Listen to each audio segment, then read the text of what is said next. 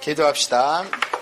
하나님 아버지 감사합니다. 벌써 9번째 시간이 되었습니다. 저희들이 길면 길고 짧으면 짧은 인생을 살면서 어떤 시간은 정말 주님 보시기에 귀한 시간이었고 어떤 시간은 생각할 수도 없는 부끄러운 시간이었습니다. 그러나 이 귀한 성경 말씀을 듣는 시간이 참 그 세상에 가서 봤을 때 얼마나 귀하고 아름다웠던 시간이었던가를 생각하면서 오늘 9번째 시간을 맞습니다. 우리 성령님 오셔서 약속하신 말씀대로 저희와 함께하여 주시고 특별히 저는 선생도 아니고 지도자도 아닙니다. 오직 생각나게 하는 성령님의 힘입어서 이미 알고 듣고 있던 것들을 생각하게 하고 구슬로 깨워주는 작업을 하겠사오니 성령님 제 입술과 제 지성을 주장하시되 듣는 사람에게도 학자의 귀를 허락하여 주시옵소서.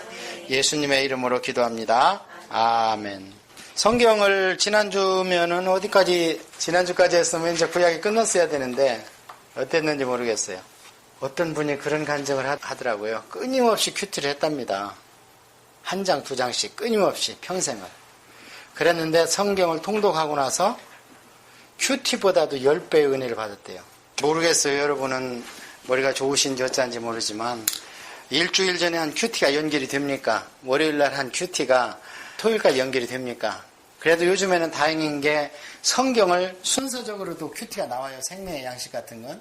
옛날 같으면 몇 구절 빼가지고 이게 레마다 해서 붙들고 레마 성경 공부를 창시한 분이 2단으로 정제됐죠.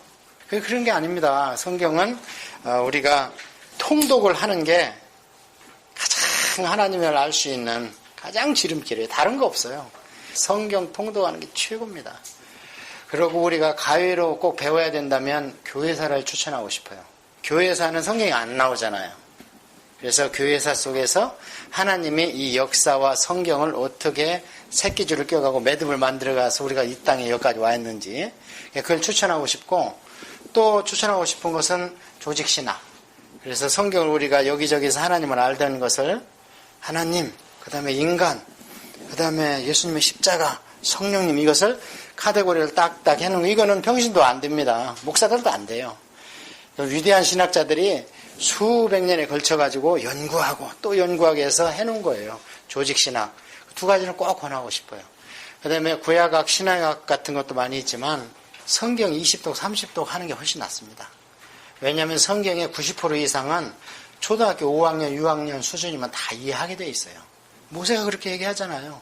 유치원 애들 데려다 놓고 이방인이라도 맑게 알아들으면 데려다 놓고 성경을 통독해라. 캔터버리 주교. 그 마당새가 마당 쓸다가 설교를 들어버렸어. 그러니까 오늘 설교 어땠습니까? 물어보니까 그 하인이 오늘 주교님 설교 망쳤습니다. 왜? 내가 다 알아들어버렸어요. 그게 중세교회가 그러니까 딴 길로 간 거예요. 다 알아들어야 정상이죠. 그래서 바르트 별장에 갇혀있던 루터가 독일어로 성경을 번역할 때 번역해놓고 하인을 불러놓고 읽어줍니다. 왜냐면 그거 나가면 잡혀 이제 죽는 판이 2단으로 정지됐기 때문에 나가지도 못하고 성경 번역만 하고 있는데 그것을 검열하고 검수한 게 누구냐? 그 하인입니다. 마당 쓰는 하인. 읽어주고 독일어로 번역한 것은 알아듣냐? 그러면 예. 그러면 그냥 번역하고 또 번역하고 이거 알아듣냐? 좀 어려운데요? 그럼 다시 번역했습니다. 바르트 별장에서 있었던 루터의 위대한 일화죠. 그러니까 성경은 우리가 다 알아들을 수 있게 돼 있어요. 통독을 내세우는 거예요, 지금. 그래서 맨 처음에 구약이나 모든 신약이나 그 권이 왜 써졌는지, 그 다음에 그 권의 주제를 끌어나기 위해서 거기에는 몇 가지 사건이나 또는 몇 가지의 설교가 들어가 있는지, 그걸 발췌하고 나서 그 설교를 분석을 들어가야지 그냥 다짜고짜 들어가가지고 본문 가지고 해석하면요 잘못 갈 수 있어요. 꼭 성경을 통독하세요. 꼭 성경은 평생. 그러면 내 영의 위가 알아서 소화시키고 소화 안 되는 건 배설합니다. 우리 몸하고 똑같아요. 우리 영도. 영의 원리를 가지고 하나님이 우리 몸을 만드셨기 때문에. 그래서 성경은 계속 바울도 그러고 잘 못 알아들으면 꼭 육신의 법으로 얘기하잖아요. 내가 너희들이 아직 못 알아듣으니까 육신에 따라서 설명해 준다. 그리고 교회도 너무 신비한 거니까 오늘 공부할 건데요. 너무 신비한 거니까 도저히 설명이 못해. 그러니까 부부다. 너희들이 이해할 수 있는 너희의 개념으로는 교회와 예수님의 관계가 부부다. 다른 걸로 설명이 안 된다. 우리가 확실히 알 것은 천국에 가면 알 수 있겠지만 이 땅에서 인생이 알아들을 수 있는 것은 그거다.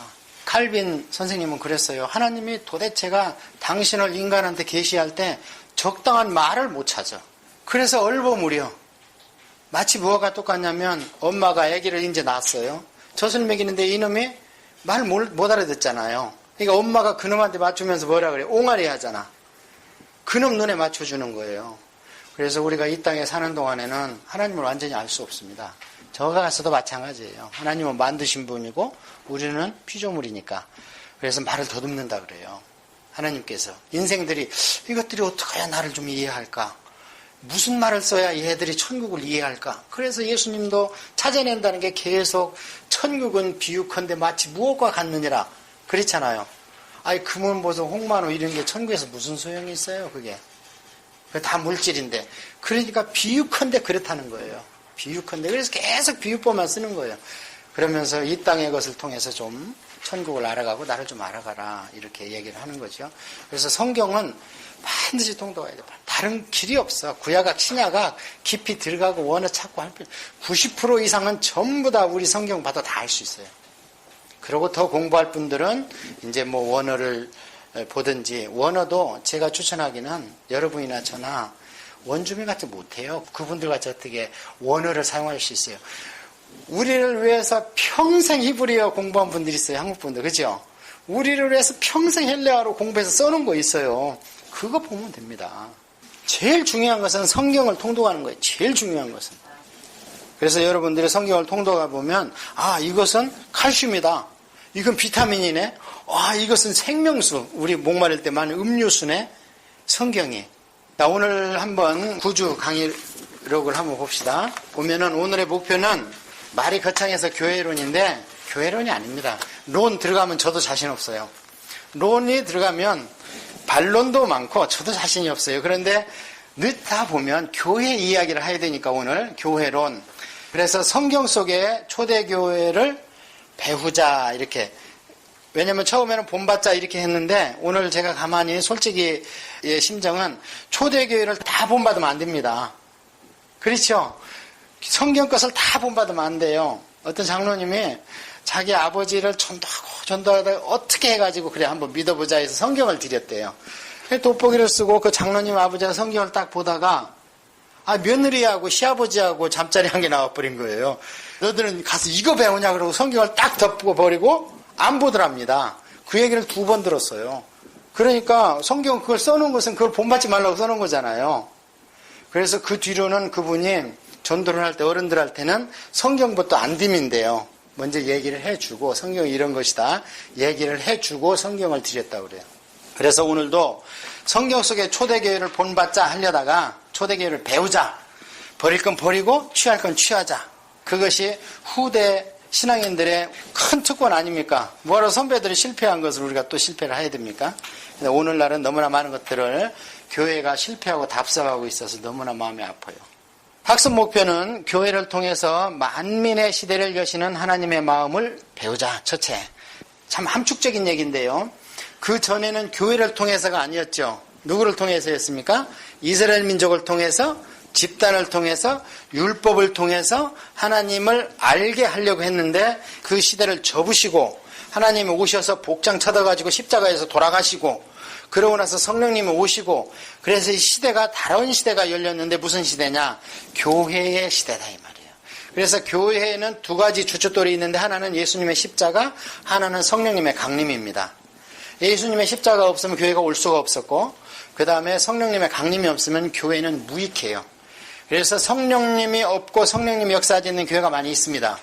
있습니까? 없습니까? 역사 속에서, 교회사 속에서 있기 때문에 개혁한 거 아닙니까? 성령님이 잘 역사했고 그 교회가 그렇게 번창하고 성경대로 있다면 왜 개혁을 했어요? 루터가. 그래서 오늘날에도 우리가 잘 봐야 됩니다. 다음 시간에 교회 사랑할 텐데 교회에서 선포되고 목사님이 선포하고 내가 인격적으로 그분을 존경한다 그래서 그 입에서 나오는 말을 성경에 관한 것이라면 다 믿지 말라는 거예요. 뭘로 검증하라? 성경으로 검증하라. 그러면 우리의 역할은, 목사와 교사의 역할은 뭐냐? 생각나게 해주는 거예요. 먼저 알아가지고. 우리는 망각의 동물이니까. 그러고 아직 태만해서 모르는 것을 깨우쳐 주는 거예요. 그래서 진짜 선생님은 누구시다? 성령님이라고 그러잖아요. 너희들은 세상에 있는 사람 누구도 너희의 스승이라 하지 마라. 성령님 한 분이시다. 누구도 지도자라 하지 말고 그를 본받지 마라. 지도자는 오직 예수님 한 분이시다. 세상에 있는 자를 파파, 아버지라 하지라. 파비라 하지 마. 아버지는 오직 한 분이시니 하늘에 계신 아버지다. 저도 여러분의 스승이고 선생이 아닙니다. 그럼 뭐냐? 코치라는 거예요. 신학적으로. 목사와 교사는 코치요. 섀도우 복싱 할 때 같이 옆에서 폼을 잡아주는 섀도우 복서입니다. 그래서 이게 굉장히 함축적인 말이에요. 교회를 통해서 만민시대를 여셨단 말이에요. 그 하나님을 우리가 배워야 됩니다. 교회를 통해서. 이것은 구약시대는 교회가 없기 때문에 이것은 구약시대는 있을 수 없는 일이었어요. 초대교회의 칭찬과 책망을 알아서 우리 신앙과 교회 생활에 적용을 해야 우리 것이 되고 오늘 클래스의 목적을, 소개의 목적을 우리가 달성하는 겁니다. 자, 제가 금방 말씀할 때에 구약에는 교회가 없었다 이렇게 말씀을 드렸죠. 이상하죠? 다 우리는 교회가 있었다고 배웠는데 구약에도 교회가 있었습니다. 그러나 구약에 있는 하나님의 계시는 완성이 아닙니다. 완성이 아니고 예표요, 모형이에요, 그림자입니다. 사도행전 7장 한번 봅시다. 구약에서 구약 스스로 우리가 교회다 한 말은 한마디도 없습니다. 교회라는 단어를 맨 먼저 쓰신 분은 예수님이세요. 마태복음 16장에서 베드로의 신앙 고백을 듣고 내가 이 신앙의 고백 위에 내 교회를 세운다. 이때 처음으로 말씀하셨어요. 예수님께서.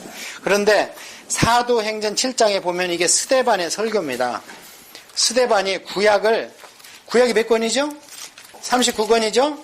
39권의 이 두꺼운 책을 7장에서 스데반 집사님인데 집사님이 60절로 그냥 압축해버렸어요. 그런데 구약에 있는 것을 뼈대를 다 이야기를 했습니다. 우리는 오늘날 너무 거꾸로 이렇게 하는 경우가 많은데 그래서 성경은 사실 이해만 할 수 있다면 에키스가 최고예요. 사도행전 7장에 보면은 38절에 시내산에서 말하던 그 천사와 우리 조상들과 함께 어디에 있었다 그래요? 광야 교회에 있었다 그러죠? 근데 그 짝 영어를 한번 보세요. 뭐라 그랬어요? He was in the assembly in the desert. 이래 돼 있죠. 처치라고 돼 있어요? assembly로 돼 있어요? 네, 이것은 congregation입니다. 그래서 번역을 지금 우리 한글로 교회라고 번역을 해놨지 사실은 집단 이런 뜻입니다. 그렇다고 제가 교회가 아니라는 게 아닙니다. 완전히 확장되고 완성된 교회가 아닙니다. 왜 그러냐면 교회는 언제 완성이 됐다 그래요? 에베소서에서 예수님께서 승천하셔서 하나님이 교회의 머리로 예수님을 정말 수고했다. 네가 할 일 다 했다. 대속 다 했다.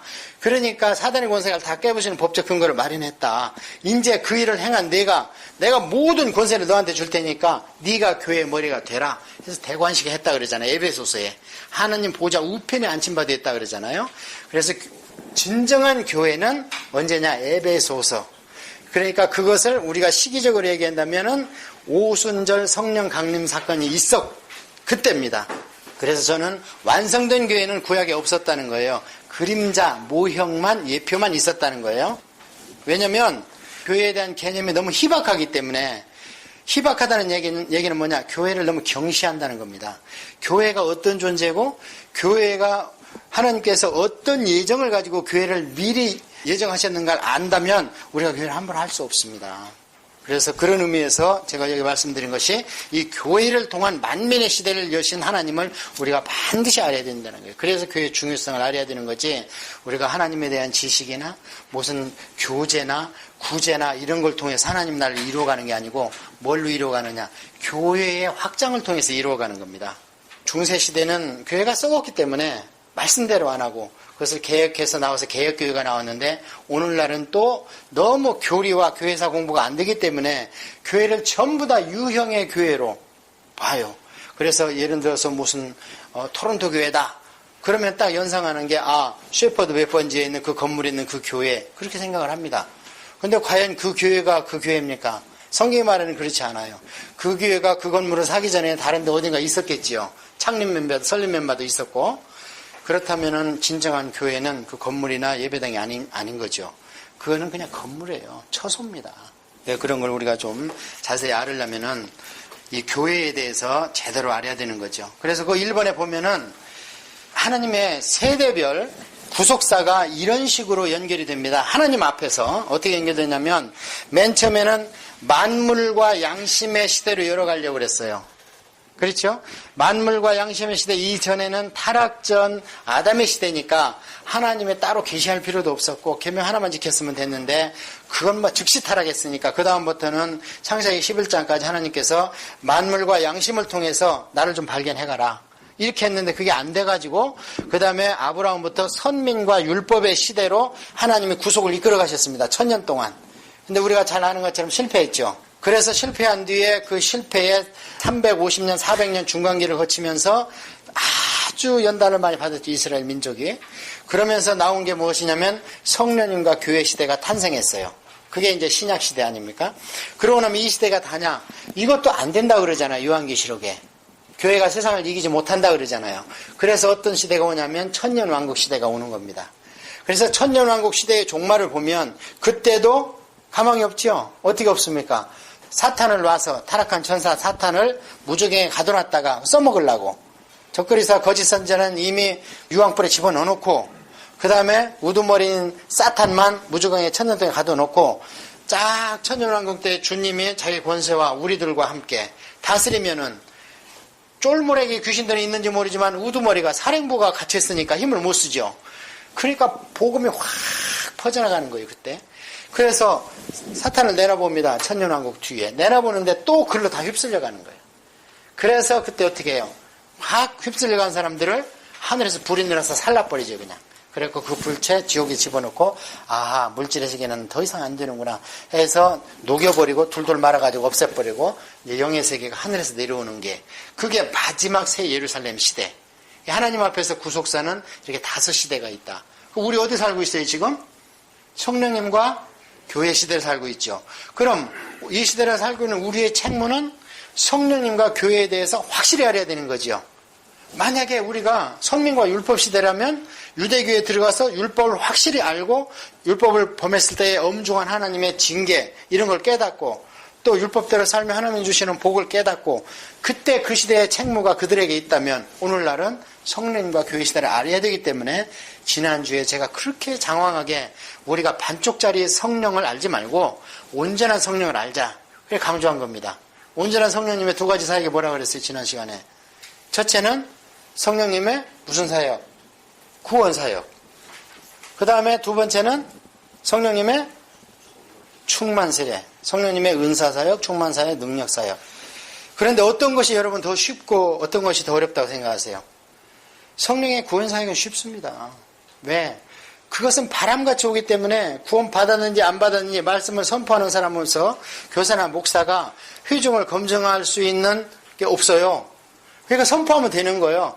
그러고 회중에 있는 사람들도 믿냐? 하고가 막 밀어붙이니까 믿습니다 해버리면 끝나는 거예요. 사실은 마음이 어떤지를 모르는 거예요. 사역례 가지고 5분 만에 구원받을 수 있다. 밀어붙이니까 체면 보고 예스 하는 겁니다. 그렇게 하는 게 아니라는 거예요. 그래서 구원사역은 선포자도 쉬워. 책임이 없어. 받은지 안 받은지 모르니까. 그리고 받는 사람도 내 혼에 와서 그것이 지성으로 지식으로 쌓여서 내가 동의하니까 아이고 그냥 빨리 이때만 빠져나가자 하고 예스 아멘 하고 빠져나가 버려요. 검증이 안 되는 거예요. 오늘날 교회가 그래서 약한 거예요. 예수님은 뭐라고 그랬어요? 너희가 가서 믿는 자에게 세례를 주라고 그러잖아요. 믿는 게 뭡니까? 마음으로 믿어서 입으로 시인하라는 건데 우리는 마음은 안 보이잖아. 그래서 진짜 성령시대 성령님을 제대로 하는 것은 2번째예요. 은사와 능력 체험. 이것을 우리가 밝히 알고 그걸 사모해야지 우리가 능력 있는 삶을 살고 우리 구원을 의심하지 않는다는 거예요. 2단계를 갔는데 1단계 계단 올라간 걸 누가 의심하겠어. 근데 2단계 간 확증이 없다면 내가 정말 구원의 단계에 있는지 없는지 그런 거예요. 구원의 단계 내가 의심이 가면 구원 받은 거예요? 안 받은 거예요? 내 의심이 가면 구원 받은 겁니다. 왜냐하면 안 믿는 자한테 길거리 가서 예수 믿냐 안 믿냐 의심하냐 물어보세요. 의심해야 하네 그 사람들. 관심 없다. 너나 그랬어요. 그러면 우리는 아이고 내가 구원 받으나 막 고민하고 어떤 때 믿음이 약해진 것 같죠. 왜냐하면 2번째 계단을 못 가서 그렇다 이 말이에요. 그래 구원 받았어요. 그 정도 의심이 있다면 세상 나가서 물어보세요. 안 믿는 사람한테. 넌 안 믿어. 나는 흥미 없어. 취미 없어. 나하고 안 맞아. 이러면서 우리를 배척하잖아요.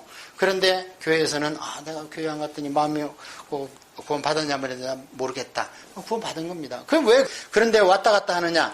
두 번째 단계를 못 간 거예요. 충만한 세례를 못 받아서 그걸 지속을 못하기 때문에. 그래서 제가 말씀드렸잖아요. 지난 시간에. 내 구원을 유지하기 위해서라도 충만 세례를 매일 새벽에 강구해라. 다만 몇 분이라도.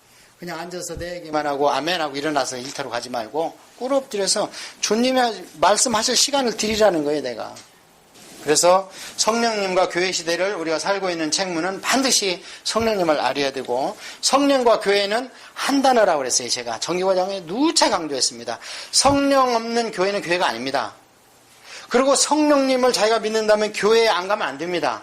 우치메라 간조처럼 신학은 대단한 경지를 갔는데 교회 갈 필요 없다. 생활 전선에서 각자가 점조직으로 전도해서 확장하면 되는 거지 왜 모여가지고 교회 생활을 하느냐. 그따위 말을 하니까 일본이 저지경 된 거 아닙니까? 그래서 나는 믿는다 하면서 교회를 안 간다. 잘못된 겁니다. 내가 어느 목사님을 인터넷에서 들으니까 너무 말씀이 사모하고 나는 토론토에 있는 교회 목사들은 마음에 안 들어. 우리끼리 모여서 어디서 인터넷 예배들 그 믿음 있는 겁니까? 없는 겁니다. 그럼 그 사람도 왜 모여서 그런 짓을 하느냐? 지적 만족과 유의를 즐기는 거예요. 왜냐하면 성경은 진리니까. 박수치면서 난 만족하니까 지적으로. 그런데 그 사람 지금 뭐가 빠졌어요? 봉사가 빠지고 교회가 빠졌잖아요. 그거 안 되는 거예요. 그렇게. 일반 교사나 선생님들은 지식을 전달합니다. 언어로. 그런데 교사나 목사나 교회에서는요. 제 영성을 가져가는 겁니다. 같은 설교로 같은 말을 해도 같은 본문을 놔도 그분이 어떤 영성으로 있느냐에 따라서 받아들인 사람이요. 천양지차예요. 그래서 교사, 목사는 자기 관리를 경건하게 하지 않으면 절대 경건한 메시지가 나갈 수가 없어요. 능력 있는 메시지가 나갈 수가 없어요. 말은 잘할 수 있어요. 그런데 예배 드리고 나가면 허전해요. 그런데 정말 자기가 받은 은사와 사역 가운데에서 경건을 유지하면서 내가 어떻게 하면 이 말씀을 더 성도들한테 이 진리를 생명 있는 한 더 퍼줄까? 그러면 들을 때는 책망받고 야단맞는 것 같은데 나가서 기뻐. 나가면서 기뻐. 힘이 솟고. 성령님과 교회는 우리가 반드시 한 단어다. 성령 없는 교회 있을 수 없고 그 다음에 성령을 믿는다면서 교회에 안 가면 안 된다는 거예요. 요즘에 토론토에 교회를 안 가는 성도들이 너무 많아요. 모여서 자기끼리 예배드리고. 그거 안 되는 겁니다. 교회는 내가 가서 뭘 받는 것도 중요하지만 사실은 받는 것은 말씀밖에 없어요. 은혜 받는 것은. 나머지는 어떻게 해야 돼요? 교회에 가서 애를 낳아야 되는 거예요. 그래서 교회는 칼빈이 얘기한 것처럼 어머니입니다. 태 안에서 애를 내가 태신을 해가지고 그걸 낳아야 되는 거예요. 그래서 바울도 디모데를 내 영적인 아들이다. 그 다음에 그 사도 베드로도 신라가 내가 영적인 아들이다. 그렇게 얘기를 한 겁니다. 자, 그래서 교회론에 대해서는 여러 가지 이야기를 신학적으로 할 수 있지만 저도 잘 모르고 여러분도 설명해도 잘 몰라요. 좁니다. 그래서 오늘은 실제적으로 교회가 어떻게 탄생했으며 성경에 나와 있는 교회들이 어떤 모양으로 또 어떤 칭찬과 어떤 책망이 있는가 이걸 우리가 좀 공부를 할 겁니다. 그런데 우리가 전제로 깔아둘 것은 뭐냐면 초대 교회, 사도행전에 나와 있는 교회 이전에는 교회가 없었습니다. 실제로 어떤 교회가 영적인 교회가 없었어요. 이스라엘 민족이 예표와 모형으로 있었지만 그렇기 때문에 시행착오가 많이 있습니다. 초대 교회에. 그래서 초대교회를 우리가 본받을 만한 교회는 사실 성경에 기록이 안 돼 있습니다. 그래서 성경에 나와 있고 기록되어 있는 고린도나 데살로니가나 빌립보나 골로새나 문제가 있기 때문에 그 문제를 지적해주고 올바른 방향으로 나가자 하고 바울이 방향 제시를 한 설교문이 성경책이에요. 그러니까 시끄럽게 하지 않고 말을 잘 듣고 바울이 선포한 말씀대로 아주 예수님의 십자가만 향해서 표대로 나간 교회에 대한 기록은 여기 없습니다. 그래서 우리는 이 성경을 보면서 초대 교회의 그 단점이 많이 부각되는 걸 알 수 있을 겁니다. 그래서 초대 교회의 사도행전과 그다음에 바울 여정을 오늘 보면서 어떤 교회가 성경에 기록되어 있는지 그것을 좀 살펴보고 그 교회들의 시간이 한 세대 가고 나서 어떻게 변했는가 그게 요한계시록의 7교회예요. 사도행전의 교회는 예수님이 돌아가시고 바로 시작됐으니까 AD 40년, 50년, 60년 이때죠, 교회가. 그런데 요한계시록의 교회는 그 모습들이 언제냐면 AD 90년에서 95년 사이니까 벌써 한 4, 50년 지난 뒤에 예수님이 다 보고 있잖아요, 그걸. 보고 있으면서 사도 요한한테 너희들이 로마 폭정하에서 어렵고 힘들지 내가 다 보고 있다 하는 것을 기록해 놓은 게 요한계시록 1, 2, 3장입니다. 그러면은 그 교회들이 사도 바울이 세운 교회가 어떻게 40년 후에 변했는가 볼 수 있는 거죠. 그런 것을 오늘 학습의 목표로 삼을 거고, 그 다음에 시간이 좀 나면은 그러면 요한계시록 이후의 교회가 어떻게 운행이 됐으며 이 지구상에서, 그 다음에 그 교리가 어떻게 운행이 되다가 무엇이 잘못돼가지고 1000년 동안 썩어버렸는가. 그리고 우리는 저 아시아 구석탱이에 있는데 어떤 교회의 황금사슬, 전도사슬을 통해서 우리가 구원받았고 우리가 한테 복음이 전도됐는가, 이런 것을 간략하게 볼 수 있는 시간이까지 있으면 참 좋겠죠. 예, 우리는 성경의 역사나 또는 그 신약 1세기 이후에 오늘날까지 우리의 역사가 한눈에 볼 수 있어야 됩니다. 그래서 아까 사도행전 7장에 스데반이 그들의 1000년의 역사를 한 장으로 탁 축약해서 설교한 것처럼 그런 실력들이 우리가 있기를 바랍니다.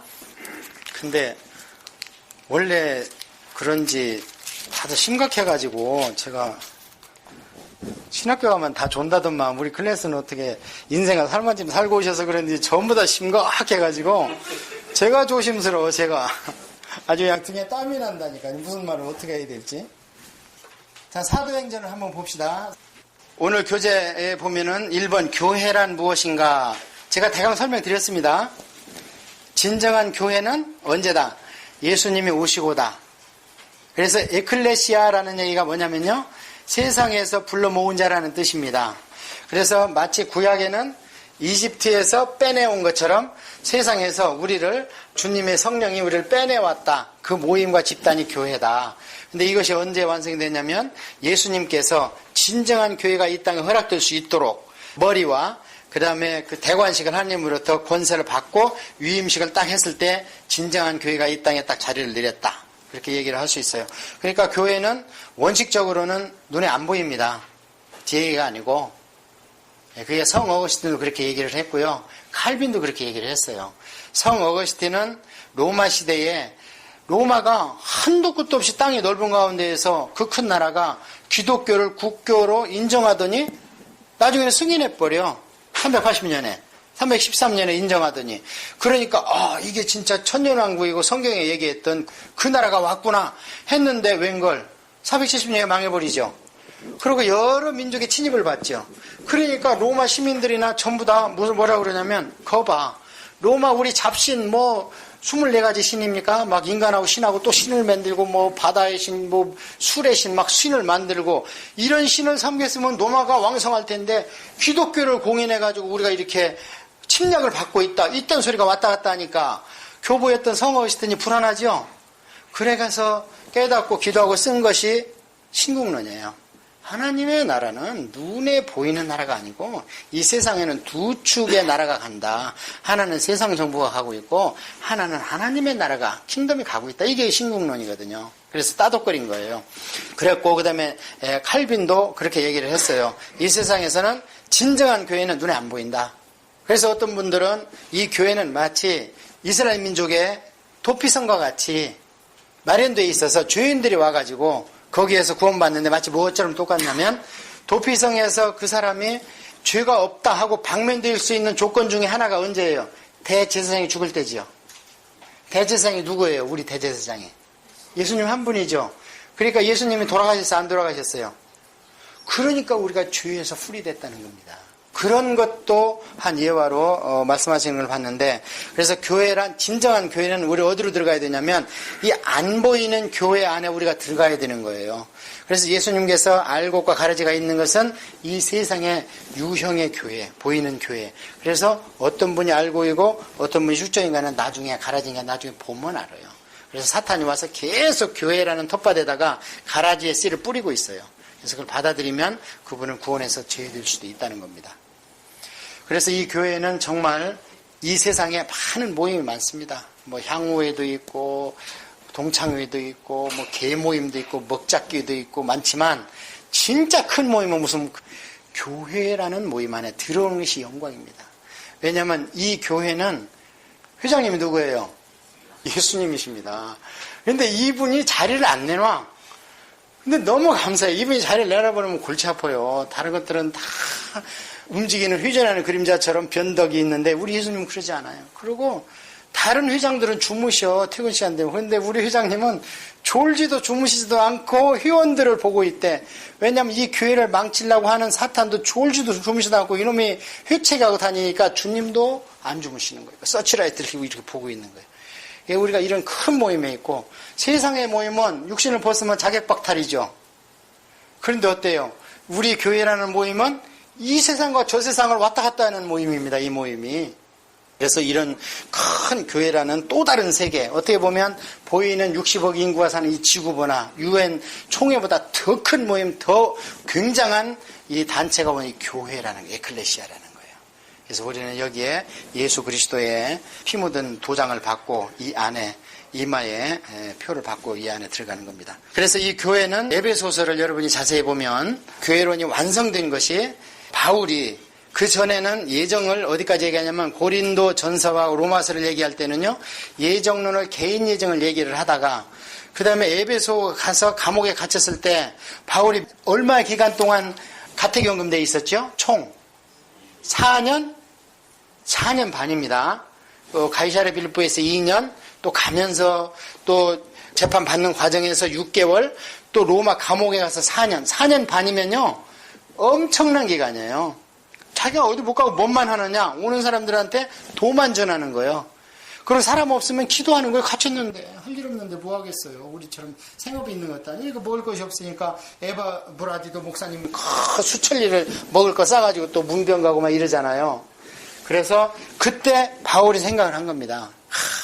나는 죽을 때가 됐고 사도들은 다 죽었는데 그렇다면 예수님의 땅끝이 되면 예수님 오신다고 했는데 내가 볼 때 서바나가 땅끝인데 어쩐 일로 예수님 아직도 안 오시냐 해서 깊이 기도를 했는데 받은 게 새로운 계시다. 그게 에베소서에 나옵니다.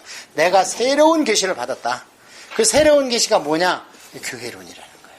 그러고 보니까 교회도 예정이 되어 있다는 겁니다.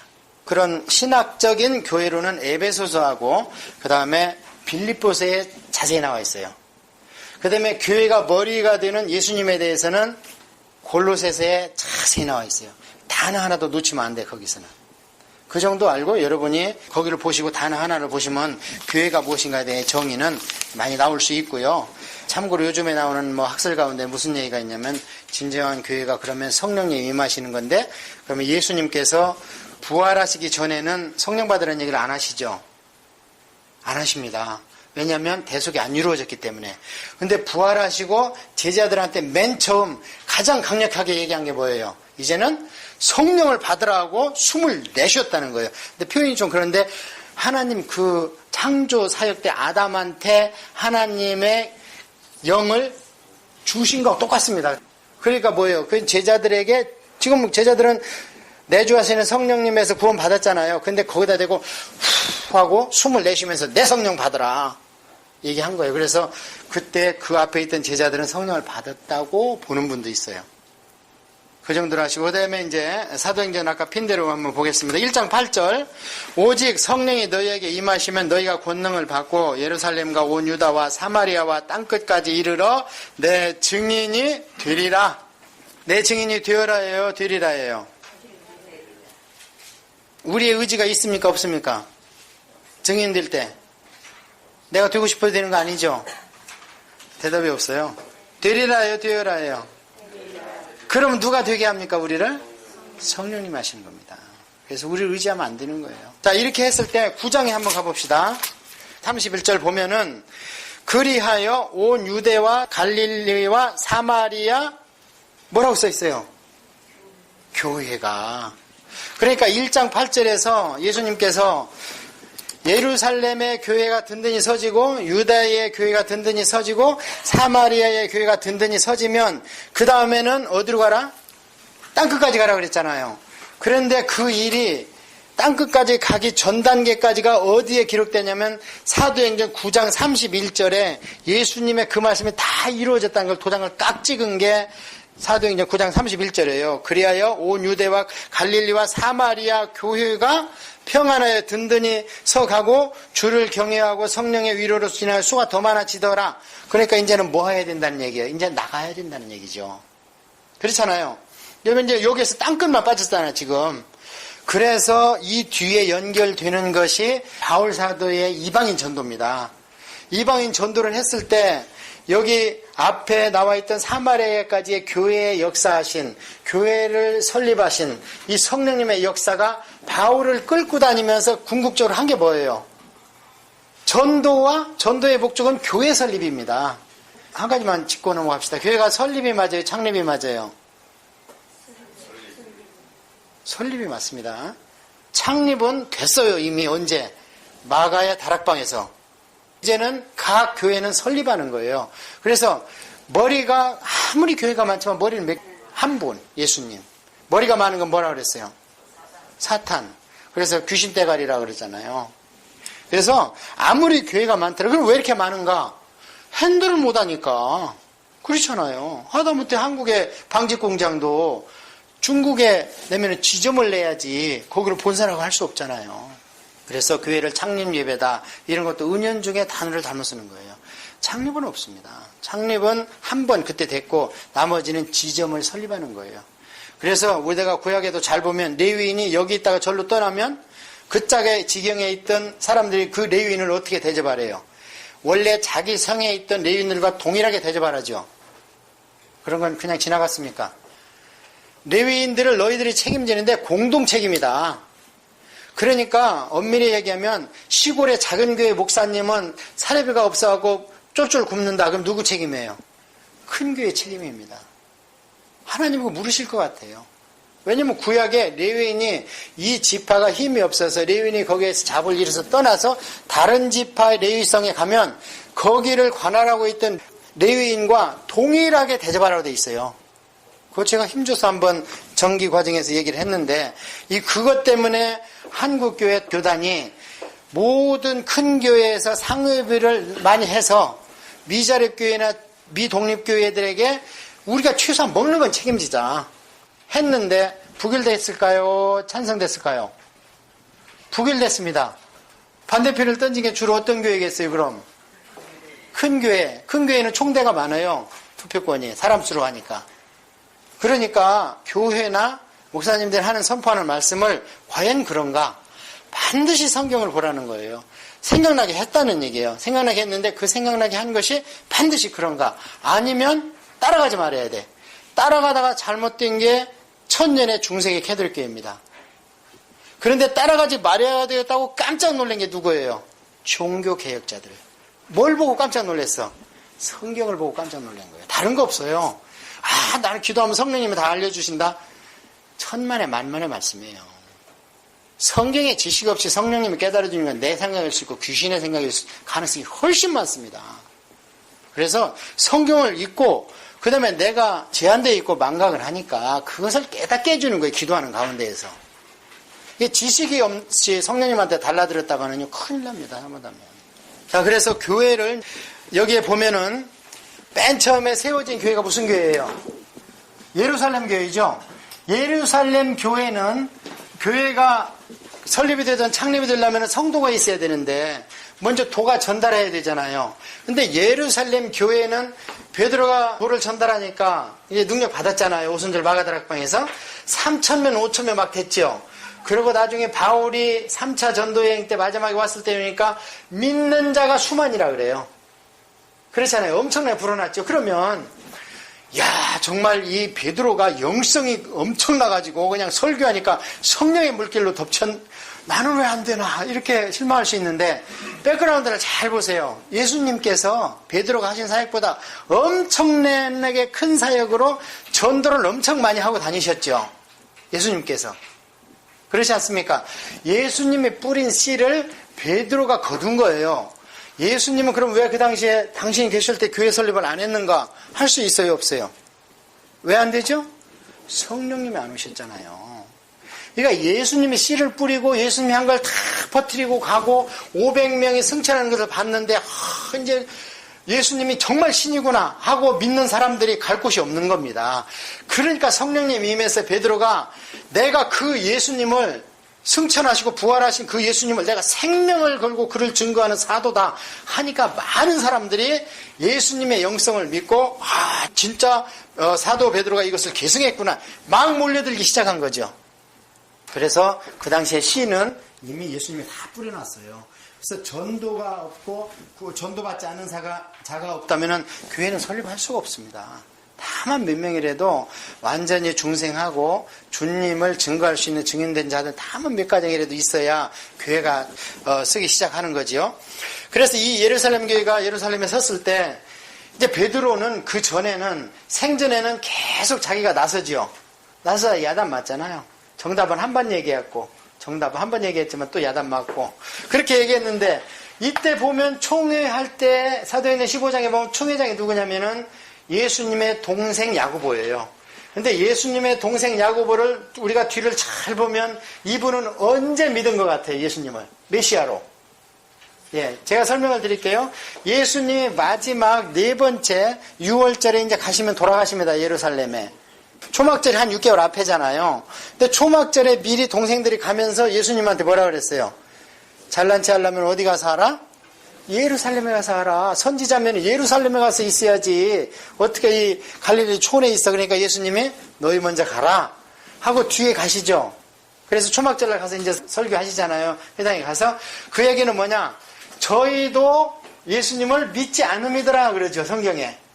안 믿었습니다. 그때까지. 그럼 언제? 예수님이 십자가 지기 6개월 전까지도 믿음이 없었어요. 그리고 십자가를 지셨습니다. 십자가를 지시고 예수님이 부활을 하셨어요. 부활을 하셨는데 예수님께서도 그래도 저것들이 나랑 한 방에서 뒹굴던 육신으로 하면 내 동생들 아니냐 안타까웠나 봐. 그래서 고린도전서 15장에 보면은 야고보 동생을 1대1로 만나준 거예요. 예수님께서. 야고보에게도 나타나시고 이렇게 거기에 나와요. 그래서 야고보에 나타나니까 야고보 깜짝 놀랐죠. 이제 부활하셨다더니 정말이군요. 확 뒤집어진 거죠. 뒤집어지니까 그 야고보가 동생들 다 데리고 예수님 형제가 4명이잖아요. 요셉과 시몬과 야고보와 유다인데 데리고 어디로 갑니까? 그렇지. 그러면 우리 형님이 하신 마지막 말씀을 기다리라 했다더라. 승천한다 했다더라. 하고 불이 났게 예루살렘으로 가가지고 어디에서 무릎 꿇고 기도하고 있었냐면 마가의 다락방에서 모친 마리아와 함께 기도하다가 거기서 불을 받아버린 거예요. 불을 받았으면 완전히 변했느냐? 변하지 않고 이 야고보는 여전히 별명이 낙타무릎이에요. 얼마나 경건하게 유대교를 믿었는지 형님도 몰라보고 무릎에 기도를 많이 해서 막 낙타처럼 떡지떡지 닦여졌어.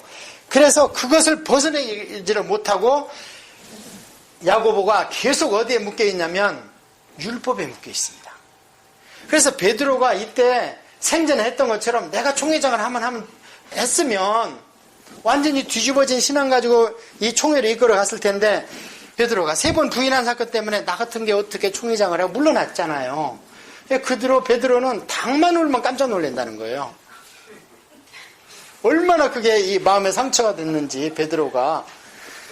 그래서 야고보가 하는데 거기에서 맹점이 뭐냐면 베드로가 그 뒤에 이 사도행전을 보면요. 옛날 베드로가 아닙니다. 고넬료 집안에 가서 그 엄청난 사건을 경험하고도 와서 총회에서 청문회에 불려갔어요. 네가 이방에 나가서 밥 먹었다며. 그러니까 베드로가 뭐라 그래요? 하나님의 성령으로 세례를 주시는데 내가 어떻게 물세례를 안 주냐. 이 정도로 끝내버려. 옛날 베드로 같으면 택도 없죠. 다 일로 와봐. 하나님이 하셔서 지금부터 율법 폐기한다. 완성돼 버렸으니까 이제는 예수님만 믿는다. 할례고 뭐고 다 없다 했어야 되는데 겨우 자기 면피만 하고 끝났어요. 그 얘기가 안 끝나니까 할례당이 계속 일어나가지고 바울을 그렇게 못살게 구는 거예요. 그래가지고 바울이 1차 전도여행 끝나고 나서 또 할례당이 와서 자기가 개척한 안디옥 교회 1년 동안에 힘들어서 성경 공부 시켜놓고 전도여행 갔다 왔는데 거기서 또 할례당 와서 딴소리하고 있어. 그래가지고 할 수 없이 어떻게 바나바와 함께 예루살렘 총회에 상정을 하잖아요. 유권 해석 좀 해주시오. 근데 그 유권 해석에 보면은 그게 복음적입니까? 율법적입니까? 반율법적인 복음이죠. 그게 온전한 게 아니잖아요. 그게 뭐냐? 야고보가 아직도 총회장으로 앉아있어. 그 뒤에 베드로는 오늘 그 10장 이후에, 사도행전 10장 이후에 예루살렘 교회하고 사마리아가 든든히 섰으면 이제 나가야 되는데 안 나가죠. 계속 요파 가서 전도하고는 예루살렘으로 오고, 고넬료 집에 가서 전도하고는 예루살렘으로 오고. 그러니까 예수님이 사도행전 1장 8절을 봐라. 그 뒤에 너희들이 나가라고 그랬잖아요. 안 나가는 거예요. 안 나가고 안디옥 교회가 섰다는데도 누구를 보내? 사도들이 안 가고 바나바를 보냈는데 바나바는 7집사에서도 떨어졌어요. 이 실력이 없어요. 바나바는 섬기기는 잘하는데. 그러니까 바나바가 순종파라 예 가겠습니다 했는데 설교할 수가 없어. 그래서 생각한 게 바울이잖아요. 바울을 들여다가 설교 목사를 시켜놓은 겁니다. 안디옥교회.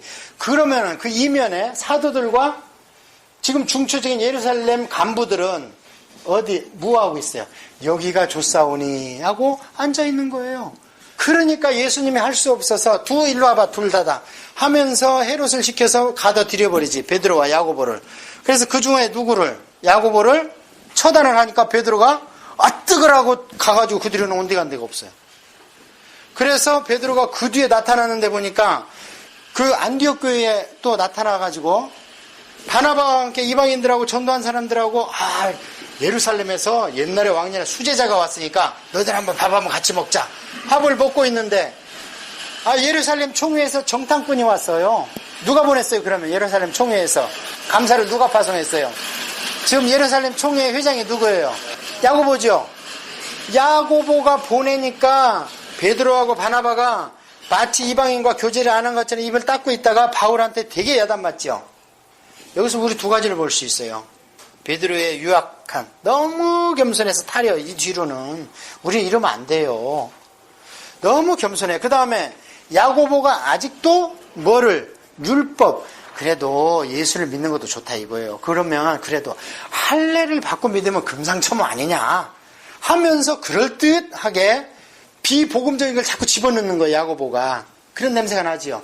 그러고 예루살렘 교회에 이렇게 성도가 오는데 핍박이 오니까 어떻게 됐어요? AD 70년에 티토 당군이 와서 핍박이 오니까 전부 흩어져 가지고요.